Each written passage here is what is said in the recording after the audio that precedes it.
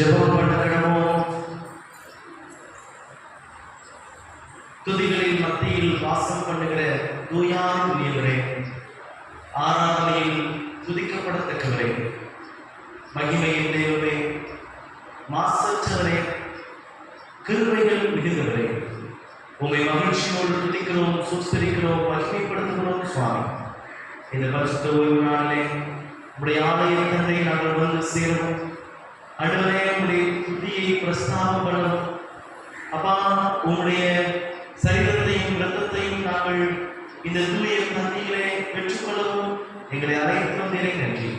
இந்த ஆராதனையில் தேவன் மகிமைப்படும். ஆராதனையின் ஆறாவது நிறைவு வரை மாறாத பிரசனம் எங்களை ஆட்கொண்டு வழிநடத்தி இருந்த வேண்டும் என்று மீட்பர் இயேசு கிறிஸ்துவின் நாமத்தில் ஜெபிக்கிறோம் எங்கள் ஜீவனுள்ள நல்ல பிதாவே. தேவநாமத்திற்கு எதுவாக நாம் யாரும் எழுதிற்று கீதங்களும் கீர்த்தனைகளும் 5வது கீதத்தை பாடுவோம். பூலோகத்தாரே யாரும். கீதங்களும் கீர்த்தனைகளும் 5. பூலோகத்தாரே